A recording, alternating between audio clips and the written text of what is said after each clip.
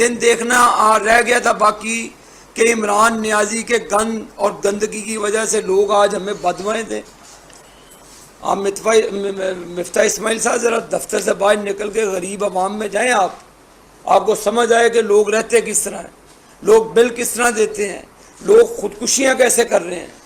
خدا را یہ مسلم لیگ نون کا وتیرہ نہیں ہے. عمران نیازی سے تو ہمارا مقابلہ ہی نہیں ہے، نہ پہلے تھا.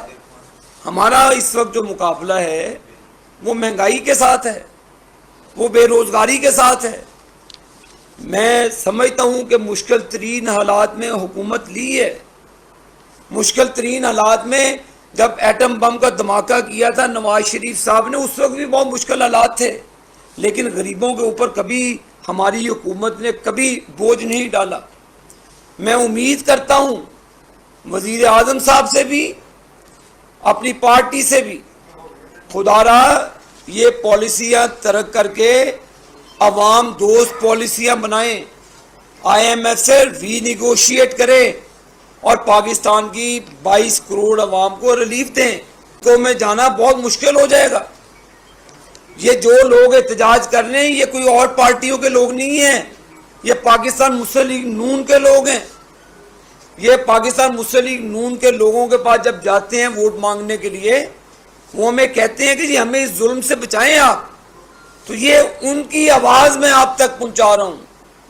خدا را وزیر اعظم صاحب آپ اس پر خصوصی شفقت کریں. آپ کا یہ ایک وتیرہ رہا ہے، آپ کا یہ آپ نے ہمیشہ ڈیلیور کیا ہے پنجاب کے اندر. یہ بجلی کے بلوں کا جو کرائسس ہے اس کو امیڈیٹلی ریزالو کرائیں اور اس کو آپ واپس لیں. بڑا شکریہ. عام آدمی، غریب آدمی، مڈل کلاس 200 300 400 500 یونٹ عام آدمی گھر کے چلتے ہیں، جس کے گھر میں ایک فریج اور ایک موٹر ہے. سو یہ ریلیف 200 یونٹ کے بعد دوسروں کو ملنا چاہیے. یہ لوگوں کی امیدیں جو ہیں یہ نون لیگ میاں نواز شریف سے ہے. پہلا احتجاج بجلی کے بلوں پر میاں نواز شریف نے کیا اور وہی آواز بنے میاں نواز شریف پاکستان کے لوگوں کے. آج وہ احتجاج گلی گلی محلے محلے ہو رہا ہے جو نواز شریف نے آج سے 15 دن پہلے کیا. اسی احتجاج پر حکومت نے پوری کوشش کر کے 200 یونٹس تک ریلیف فراہم کیا ہے. بالکل مانتے ہیں یہ بھی بڑی بات ہے، مگر یہ ناکافی ہے.